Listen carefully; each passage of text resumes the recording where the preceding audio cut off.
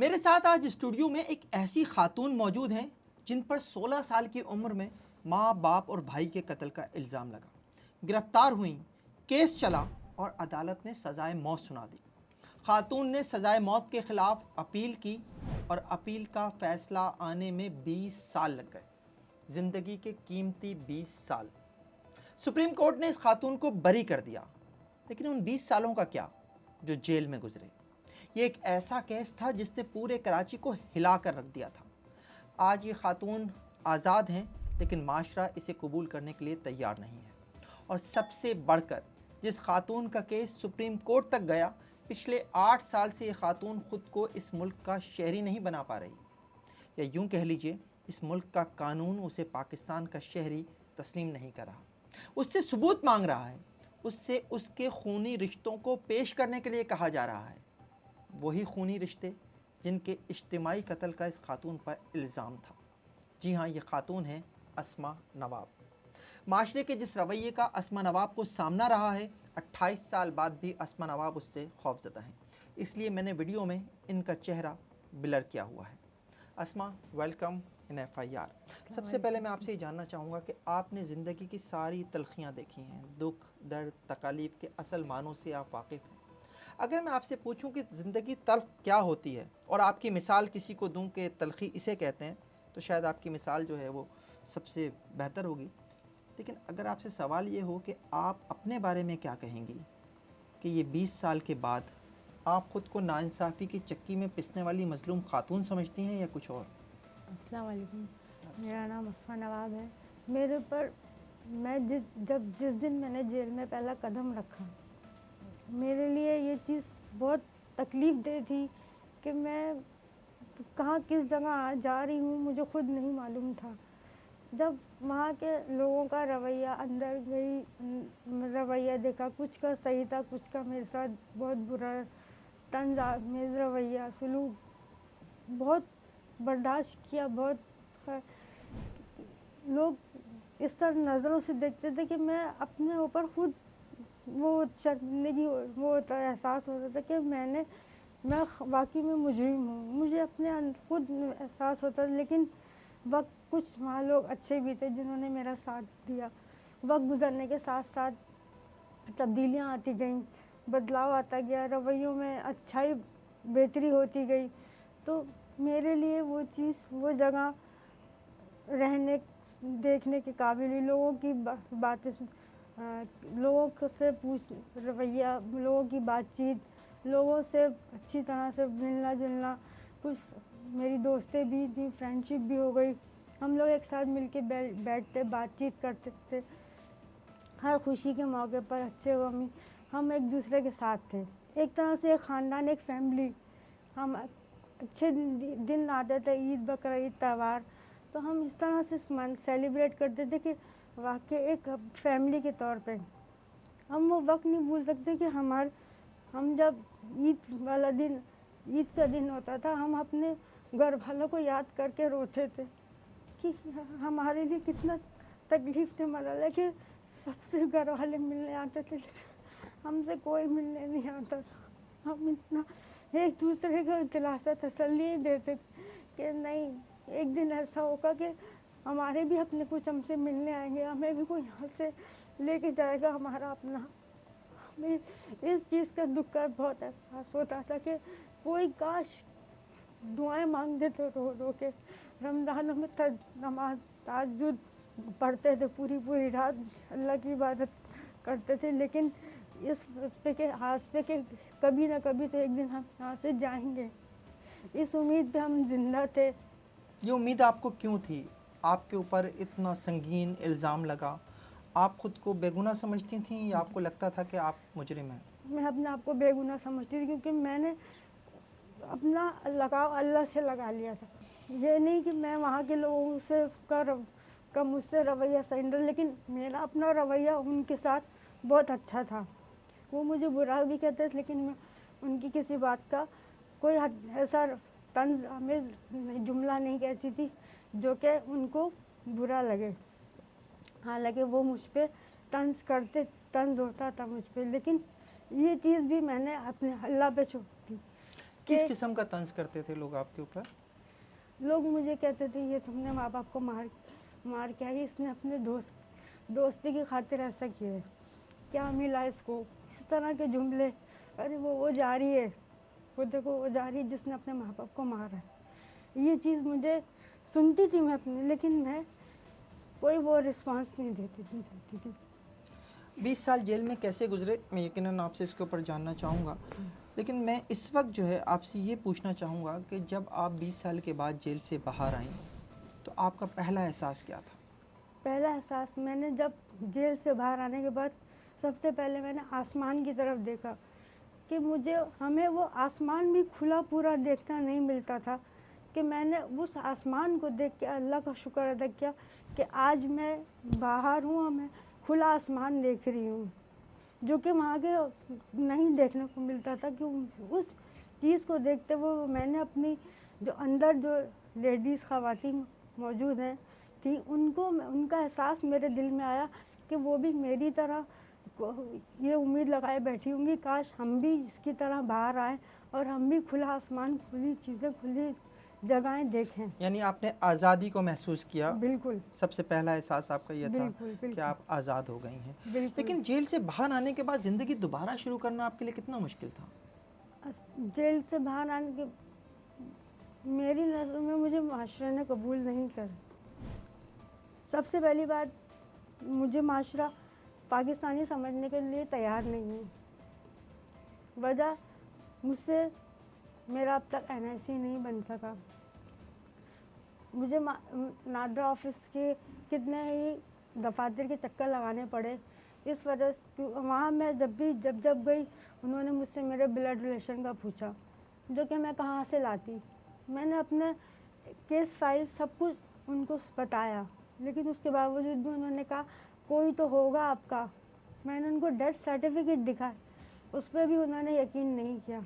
उन्होंने कहा आप पाकिस्तानी हैं ही नहीं, जबकि मैं पाकिस्तानी हूँ, मेरी पैदाइश यहाँ की है, मैं यहाँ की पली बड़ी हूँ, मैं पैदा हुई हूँ, मेरे बेफाम मेरे वालिदैन का यहाँ, तो उसने मेरा नहीं, नाम। ये एक कानूनी मसला है और यकीनन जो है आपका केस सुप्रीम कोर्ट तक गया है और आप एक तरह से वो खातून है जिनके ऊपर बहुत ज़्यादा मीडिया में बात भी हुई है, तो नादरा से इस हवाले से जो भी कॉरस्पॉन्डिंग है वो यकीनन होनी चाहिए और नादरा को आपका शनाख्ती कार्ड बनाना भी चाहिए। हम भी अपने प्रोग्राम के ज़रिए यही कहेंगे कि यकीनन ये एक ऐसी खातून है जिनके ऊपर एक इल्ज़ाम था और इस इल्ज़ाम के नतीजे में इनके 20 साल जेल में गुजरे हैं। आज इनको ये कहा जा रहा है कि आप ख़ुद को साबित करें पाकिस्तानी हैं, लेकिन ये तो एक कानूनी मसला हो गया। मेरा असल में सवाल आपसे ये है कि जब आप बाहर आईं तो जिन रवैयों का आपको सामना करना पड़ा और ज़िंदगी दोबारा शुरू करना आपके लिए कितना मुश्किल था?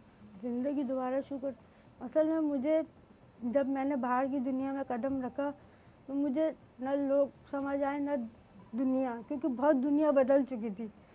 1998 में जो दुनिया जो थी वो 2018 में, जब मैं बाहर थी, मैं जब 1998 से 2018 के दरमियान जो मैं छोड़ के पीछे आई थी, और जब मैंने बाहर के देखा तो दुनिया बहुत बदल चुकी थी।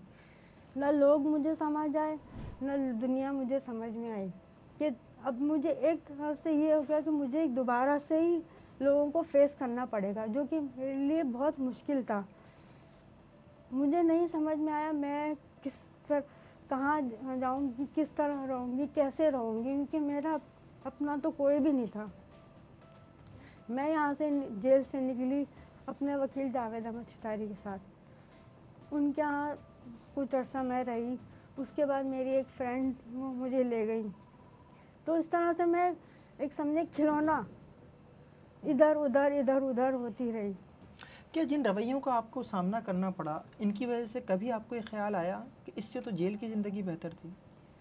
जेल की ज़िंदगी मैं समझती हूँ कि मेरी नज़र में ठीक है, रवैया उनका सही नहीं था, लेकिन जेल उससे ज़्यादा कहीं बेहतर बाहर की ज़िंदगी थी। जेल की ज़िंदगी में एक बंद जगह थी कि आप एक जगह बंद होकर बैठ गए। आप ना बाहर से अपनी आज़ादी से ना कहीं आ सकते हैं ना कहीं जा सकते, ना आप कहीं कुछ कदम रख सकते हैं, ना कुछ आगे ना पीछे, कुछ भी नहीं हो सकते। बाहर आप जहाँ ज़ाहिर है चाहे कैद तो कैद ही होती है, लेकिन ये बताइए कि जेल में कभी आपको ये लगा कि आप अब कभी बाहर नहीं आ सकेंगी 20 साल में? नहीं, ऐसा मुझे कभी नहीं लगा। आपको उम्मीद थी कि मुझे आप उम्मीद इंशाल्लाह थी, बाहर आ पूरी जाएंगे? उम्मीद थी मुझे अपने अल्लाह से कि मैं इंशाल्लाह आई हूँ तो जाऊँगी भी। आपने अपनी जवानी के 20 साल जेल में गुजारे हैं। इन 20 सालों में सबसे मुश्किल चीज़ क्या थी? तन्हाई, खौफ या नाइंसाफ़ी? तन्हाई। क्या फीलिंग्स होती थी आपकी? स्टार्टिंग में जब मैं जेल में गई हूँ तो मुझे जो सज़ा मौत हुई है वो मैं लम्हा मैं बयान नहीं कर सकती। जब मुझे वो सज़ा सुनाई गई थी तो मेरे पैरों तले न ज़मीन थी न सर में आसमान था।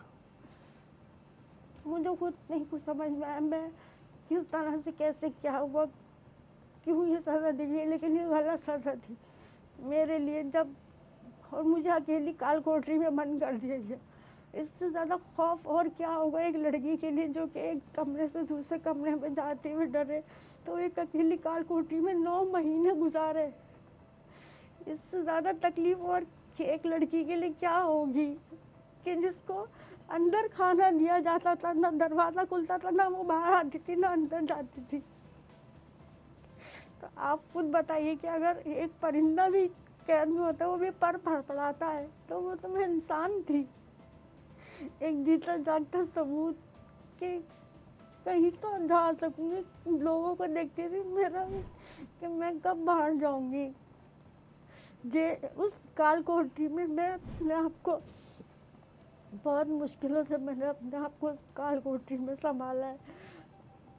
अपने अल्लाह के आगे दुआ मांगती थी, डर भी लगता था, खौफ भी होता था, कभी तो अंधेरा भी होता, लाइट भी नहीं होती थी। आपको पता है पाकिस्तान का बिजली का निज़ाम, वो लम्हा वो वक्त मैं आज भी तस्वुर करती हूँ, खौफ महसूस होता है कि मैंने किस तरह वो 9 महीने उस काल कोठरी में गुजारे जिसका मैं तस्वुर भी नहीं कर सकती थी। मैं उस काल कोठरी की ज़िंदगी को आपसे दोबारा नहीं वो करना चाहूँगा, लेकिन जब आप काल कोठरी से बाहर आ गई तो जो भी 20 साल आपके हैं, इसके दौरान आपकी रूटीन क्या होती थी जेल में? सुबह कैसे होती थी, रात कैसे होती थी? असल जेल में हमसे काम करवाया जाता है, तो मैं जेल मुंशी थी। मुलाकातें कोर्ट वगैरह मेरी रिस्पॉन्सिबिलिटी थी। जो सज़ा या गैर सज़ा याफ्ता जो होते हैं उनको काम दिया जाता है। तो मुझे भी ये काम दिया गया था कि आप अपना ज़हन एक जगह से दूसरी जगह लगाएं, ताकि आपको कोई ख्याल उल्ट गलत आपके यानी दिमाग मसरूफ़ में किया जाता है। मसरूफ़ किया जाता है। तो मुझे काम दिया गया था कोर्ट निकालना, मुलाकातें निकालना। इन मुलाकातें निकालने में मैं कभी ये सोचती थी कि काश मेरी भी कभी मुलाकात आएगी, मैं भी किसी से मिलूँगी, मेरा भी कोई अपना आएगा। इंतज़ार में वक्त गुजर जाता था, सुबह ऐसी होती थी, शाम 5 बजे बंद हो जाते थे हम। जैसे एक चिड़ियाघर में पिंजरों में जानवरों को बंद कर दिया जाता है, ऐसे हमें बंद कर दिया जाता। अस्मा, आपको ये उम्मीद क्यों थी कि कोई आपसे मिलने आएगा? आपके प्यारे माँ बाप भाई तो मारे जा चुके थे, कत्ल हो चुके थे, फिर आपको ये उम्मीद क्यों थी? मैं मेरी खाला जो थी वो बहुत उनके हस्बैंड मेरे खाला वो मुझसे मिलने आते थे। कुछ अर्सा वो मुझसे मिलने आए, उसके बाद उनका भी आना ख़त्म हो गया क्योंकि वो उस दुनिया में नहीं रहे। मुझे जिस दिन पता चला था कि मेरी मुलाकात आई है, मुझे यकीन करें, मुझे ये नहीं यकीन आता था कि वाकई में मुझसे भी कोई मिलने आया है, मेरा अपना। मैं यकीन नहीं कर पा रही थी, जबकि वहाँ का स्टाफ मुझे जब लेके गया है, तो जब मैंने उनको देखा है तो जब मुझे बहुत अपनी फीलिंग्स मैं बता नहीं सकती कि मेरी क्या फीलिंग्स थी उस वक्त। ये आप बात करिए जब खालू पहली मर्तबा मिलने आए? जी, फर्स्ट टाइम मुझसे कितने मिलने अरसे के बाद आपकी गिरफ्तारी और जेल जाने के बाद आए थे वो? 2012 में आए थे। 1998 में आप गिरफ्तार हुई हैं, 2012 में वो आपसे मिलने आए जी, हैं, जी। तकरीबन 14 साल के बाद जी, पहली मर्तबा। First time. अच्छा, फिर क्या हुआ उस मुलाकात में? उस मुलाकात में मैंने सबसे मालूम किया, खाला का जो भी उनका रिलेटिव थे, उन्होंने कहा कुछ तो इस दुनिया में है, कुछ नहीं है, कुछ मिलना चाहते हैं, कुछ नहीं मिलना चाहते। मैं भी जो आया हूँ वो भी किसी को मालूम नहीं है। कुछ दिन तक ये सिलसिला चलता रहा, वो आते रहे, कुछ अरसे बाद उनका भी इंतकाल हो गया। फिर उसके बाद कोई नहीं आया मुझसे मिलने। क्या कभी ऐसा हुआ कि आपको लगा हो कि ज़िंदगी ख़त्म हो गई है, अब जीने की कोई उम्मीद नहीं है, कोई तमन्ना नहीं है? अगर कभी ऐसा हुआ तो आपने ख़ुद को कैसे संभाला फिर? ऐसा हुआ है, बहुत मर्तबा हुआ है, लेकिन फिर मैंने अपना खुद सोचा, नहीं ये गलत है, तुम्हारी सोच गलत है, तुम गलत सोच रही हो, तुम्हें ऐसा नहीं सोचना चाहिए। तुम्हें अब खुद पे इतना कॉन्फिडेंस है, तुम्हें अपने अल्लाह पे इतना यकीन है, तो तुम ऐसा कैसे सोच सकती हो कि तुम्हारी जीने की उम्मीद ख़त्म हो गई, कि तुम यहाँ से बाहर निकलोगी नहीं? नहीं, तुम निकलोगी, तुम्हारे अंदर पुख्ता यकीन है, तुम स्ट्रांग हो, तुम जाओगी, बाहर ज़रूर जाओगी, एक दिन आई हो तो एक दिन जाओगी भी। ये मुझे अपने ऊपर बहुत कॉन्फिडेंस था और अल्लाह पे भी यकीन था कि हाँ, कि मैं एक दिन ज़रूर बाहर जाऊँ इस जेल से। आपने थोड़ी देर पहले ये कहा कि जेल में गुज़रते हुए कोई आपके ऊपर जो है वो तंज़ भी करता था, आपको आपके माँ बाप और भाई का कातिल भी कहा जाता था। ऐसे वक्त पे आप कैसे डील करती थी? मैं उनकी बातों को इग्नोर करती थी कि वो नहीं समझ में आ रहा है, इन लोगों की अनएजुकेटेड हैं, इस तरह के रवैये ये नहीं, मैं इनका अगर जवाब दूंगी तो ये वो फिर गलत और मज़ीद मुझे तंग करना शुरू कर देंगे, तो इससे बेहतर है कि मैं खामोश रहूं। और ये मामला जो मैंने अपने अल्लाह पे छोड़ दिया था कि अगर यह मैं गलत हूँ तो मुझे उसकी सज़ा मिले, और अगर ये जो कह रही हैं ये अगर गलत हैं तो इसको उनको वो दिखा। बहुत दुख तकलीफ़ भी होती थी और इस तरह के जुमले सुन के कि नहीं, एक बेगुनाह पे अगर उस एक का मैंने उनको जवाब दिया था, मैंने कहा अगर आपके साथ कुछ ऐसा गलत हो और अगर आपको मैं इस तरह कहूँ तो आप क्या सोचेंगे कि मैं गलत नहीं हूँ, फिर भी ये मुझ पर ब्लेम कर रही है कि हाँ और मज़ीद प्रेशराइज़ कर रही कि हाँ नहीं किया तो मज़ीद अब कुछ और ऐसा करें कि जिससे माहौल ख़राब हो वहाँ का। अस्मा, ये बताइए कि जब अदालत ने आपको यानी सुप्रीम कोर्ट ने बरी किया तो आपको क्या लगा कि आपको इंसाफ मिला है या सिर्फ रिहाई? रिहाई। आप समझती हैं आपको इंसाफ नहीं मिला आज तक? आपके ख्याल में इंसाफ क्या है? 20 साल जिसके गुजर गए वो वापस लौटाए जाएंगे? तो कोई भी नहीं लौटा सकता आपको। ये अदालती निज़ाम मुझे रिहाई दिला दे दी, लेकिन इंसाफ नहीं दिलवाया, क्योंकि मैं जिस वक्त अरेस्ट हुई हूँ उससे 1 घंटे पहले की मेरी FIR कटी हुई है, सिर्फ शक की बिना पर। तो हज़ारों लोग गुजरते हैं जगहों से, एक मैं ही थी जो कि जिनको पकड़ा गया कि हाँ ये वही हैं। आपके ख्याल में आपके केस में सबसे बड़ी गलती क्या हुई है? पुलिस ने की, तफ्तीश में गलती हुई है, या अदालती निज़ाम? किसे कसूरवार ठहराएंगे आप? तफ्तीश। आपके ख्याल में आपके केस की तफ्तीश ठीक नहीं हुई? जी। आप बरी हो गई, आपके साथी मुलजिमान भी बरी हो गए, लेकिन 20 साल आप लोगों ने जेल में गुजारे हैं, तो जो इल्ज़ाम आप पे लगा और जो सबूत पुलिस की जानिब से पेश किए गए तफ्तीश के दौरान, आप समझती हैं कि वो सब गलत थे? जी। तो फिर असल कातिल आप समझती हैं कि आज भी आज़ाद हैं? जी हाँ। ना जो आपके साथी जिन्हें सज़ा हुई थी और जो बाद में बरी हुए, उनका और ना ही आपका इस केस से कोई ताल्लुक़ नहीं है? उनका है। उनका है? मेरा नहीं। उनका है। वो आप समझती हैं कि वही कातिल हैं असल, लेकिन उन्हें जो है गलत बरी किया गया आपके हाँ। ख्याल में। अगर आज आपको निज़ाम इंसाफ को कोई पैगाम देना हो तो वो क्या होगा? मैं सबसे पहले तो ये कहना चाहूँगी कि कानून उसको समझे, देखे कि कौन मुलजिम है, कौन मुजरिम है। इसका सही और गलत का फैसला कानून सही नहीं है तो जो नहीं फैसला कर पाता है, मुजरिम को मुलजिम और मुलजिम को मुजरिम बना देता है। जो कि एक जो करने वाला होता है वो आज़ाद घूमता है और जिस पे इल्ज़ाम होता है वो बेगुनाह काटता है। जैसे कि मैं ये कहना चाहूँगी कि बस सही और गलत, कानून को सही और गलत का फैसला करना चाहिए। इस केस के बारे में बहुत सारी कहानियाँ, बहुत सारे बयानात सामने आए। आप क्या समझती हैं कि आपकी असल कहानी कभी आवाम तक पहुँची है? नहीं, तो क्या है वो असल कहानी? असल कहानी ये है कि मेरा इस मर्डर में कोई इन्वॉल्वमेंट नहीं था। अगर आपको अपना मौक़िफ़ पेश करने का मौका दिया जाए तो आप क्या मौक़िफ़ अपना रखेंगे आगे? यही खाली कि आपका इस कत्ल से तीन अफराद के कत्ल से कोई ताल्लुक़ नहीं है? अगर मेरा अगर इसमें इन्वॉल्व होता तो मुझे पाकिस्तान की हुकूमत की अदालत, सुप्रीम कोर्ट बरी क्यों करती? मुझे सज़ा दिल होती।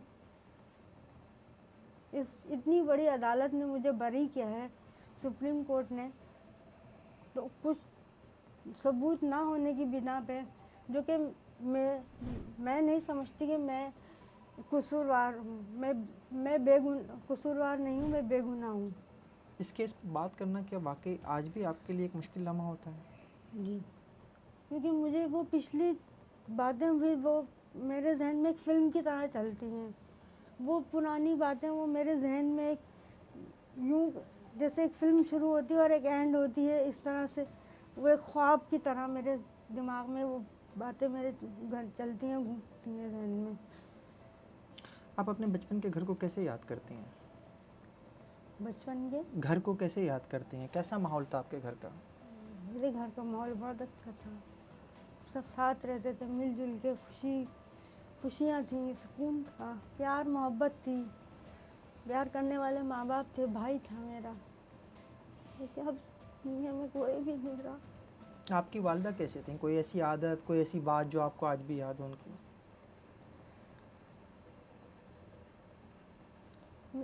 मेरी वालिदा मुझे बहुत प्यार करती थी।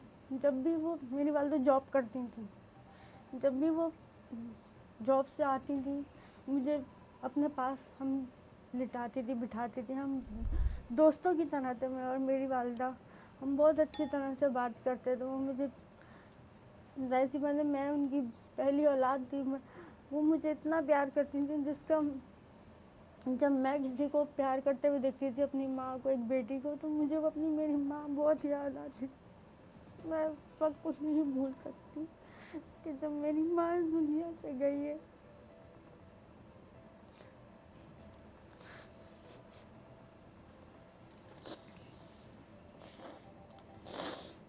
अस्मा, आपका आपके वालिद के साथ ताल्लुक़ कैसा था? वो सख्त मिजाज थे या नरम मिजाज थे? नरम मिजाज थे। ठीक है।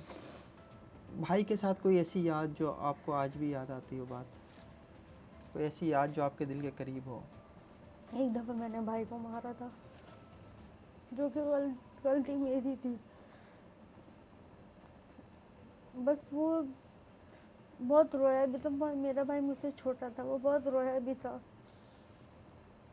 उस चीज़ को याद करके मैं बहुत वो होती थी कि मैंने अपने भाई को क्यों मारा।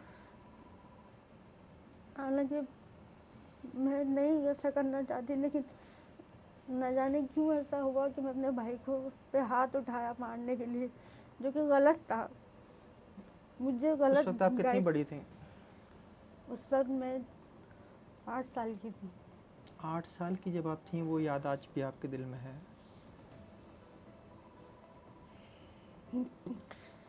जब जी। मेरी वालिदा बीमार हुई थी, उनका एक्सीडेंट हुआ था, घर में हमारे कोई भी नहीं था।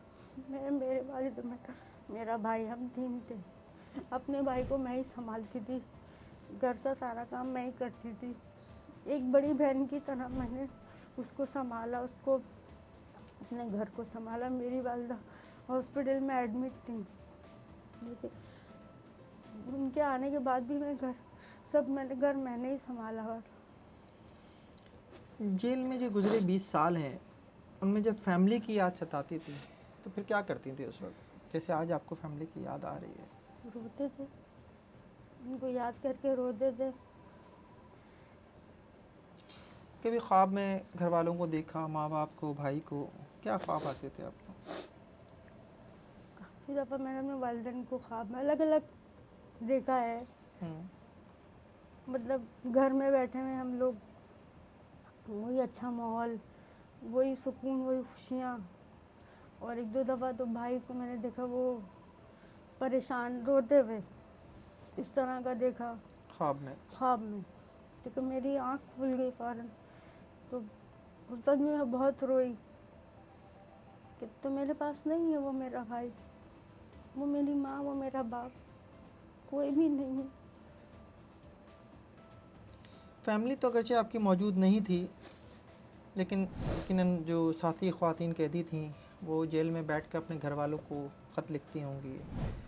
आपको कभी ख़्याल आया कि आप भी अपने घरवालों को ख़त लिखें?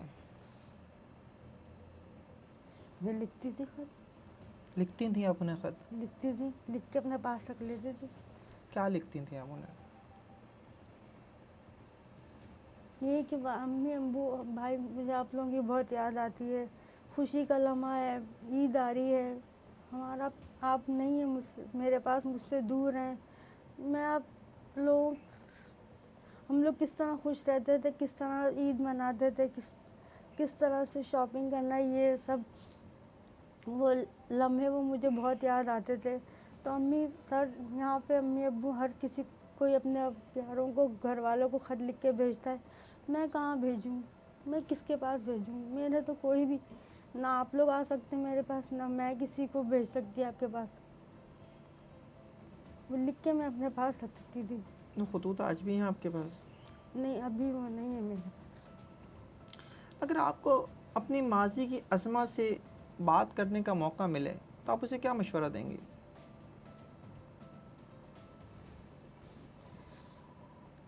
उसके साथ गलत हुआ, जो कि नहीं होना चाहिए था।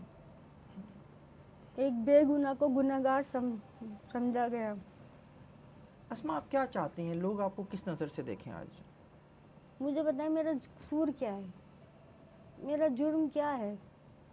बेगुनाह मैं रही, अगर मैं बेगुनाह नहीं होती तो मुझे पाकिस्तान की अदालत बरी क्यों करती? ठीक है आपका पॉइंट।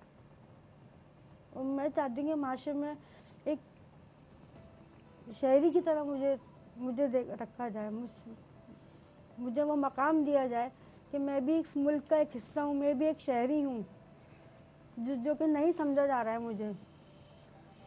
तो आज आपकी ज़िंदगी का मकसद क्या है? मेरी ज़िंदगी का मकसद ये कि जेल में रहने वाली जितनी भी ख़वातीन जिनको मैंने देखा है, उनके उनके बातें सुनी है, उनके केस उस पे मैंने वो सुना है, उनके बात की है।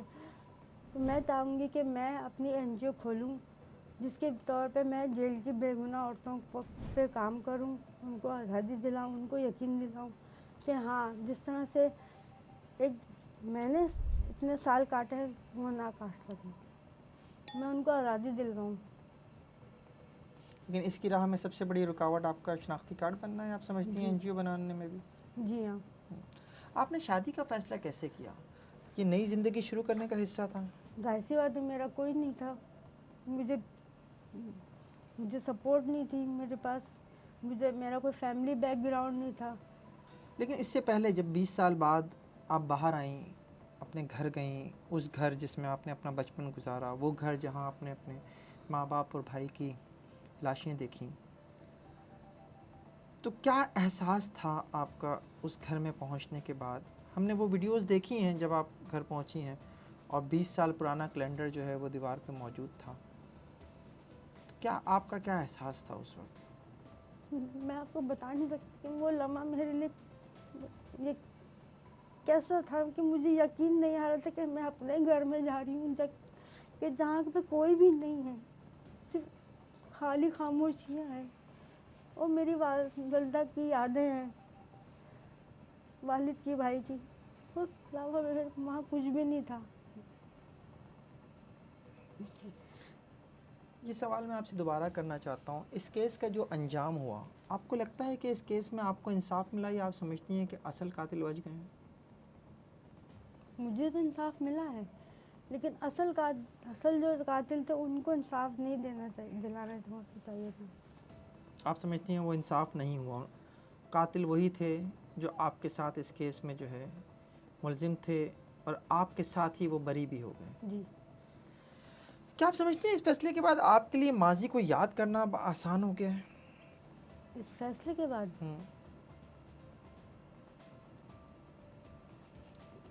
या आप आज भी अपने माजी को याद नहीं करना चाहते हैं? मैं अपने माजी को याद भूल चुकी हूँ। याद आती है, यही नहीं कि मुझे याद नहीं आती, लेकिन बस वो एक फिल्म शुरू हुई और ख़त्म हो गई। ये चीज़ इस तरह से हुआ, एक ख्वाब जो कि शुरू हुआ, देखा और फिर बाद में ख़त्म हो गया। डरावना ख्वाब। जी। अगर आज आप अपने वालिदैन से बात कर सकती हैं तो उनसे क्या कहती हैं?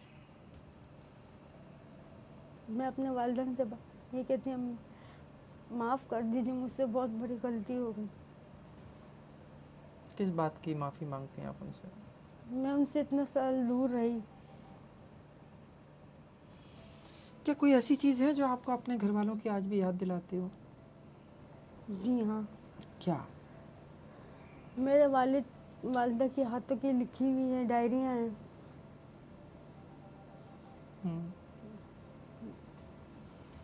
बस वही देखती हूँ तो मुझे उनकी बहुत याद आती है। आपके ख्याल में इंसान यादों को साथ लेकर जीता है या उन्हें भुलाकर आगे बढ़ जाना चाहिए? यादों को साथ लेकर जीना चाहिए। आप जी रही हैं, कितना मुश्किल है आपके लिए ये सब? बहुत मुश्किल। अस्मा, 20 साल के बाद अगर मैं आज आपसे कहूँ कि आप अपनी पूरी ज़िंदगी को एक जुमले में बयान करें तो आप क्या कहेंगे? जी हाँ, इस मुल्क के निज़ाम इंसाफ को बेहतर बनाने की ज़रूरत है, क्योंकि जिस तरह से 20 साल बेगुनाह मैंने गुजारे हैं वो कोई और ना गुजारे। बहुत शुक्रिया अस्मा नवाब आपका। अस्मा नवाब इस मुल्क के शहरी हैं जिन्हें मुल्क की सबसे बड़ी अदालत ने तहरे कत्ल के मुकदमे से बरी कर दिया है, लेकिन कानून देखिए कि जिस खातून के माँ बाप भाई इस सरजमीन पर पैदा हुए और कत्ल हो गए और वो खातून खूनी रिश्तों से महरूम हो गई, आज उससे ही कहा जा रहा है कि कोई खूनी रिश्ता लेकर आओ। ये कानून की वो शक्ल है जो इंसाफ के निज़ाम के मुतवाज़ी है, और ऐसे कवानीन बनाने वाले यकीनन एयर कंडीशन कमरों में बैठकर कानून तो बना देते हैं, लेकिन उनका आम आदमी की ज़िंदगी पर क्या असर पड़ता है इसका उन्हें ठंडे कमरों में कोई एहसास नहीं होता। मैं चेयरमैन नादरा से मुतालबा करूंगा कि 20 साल निज़ाम इंसाफ की चक्की में पिसने वाली अस्मा नवाब के केस का वो ज़ाती तौर पर नोटिस लें और उन्हें शनाख्ती कार्ड जारी करें, ताकि वो माशरे की एक ज़िम्मेदार शहरी के तौर पर अपनी ज़िंदगी दोबारा शुरू कर सकें। ये प्रोग्राम आपको कैसा लगा कमेंट सेक्शन में कमेंट करके ज़रूर बताइएगा। देखते रहिए FIR।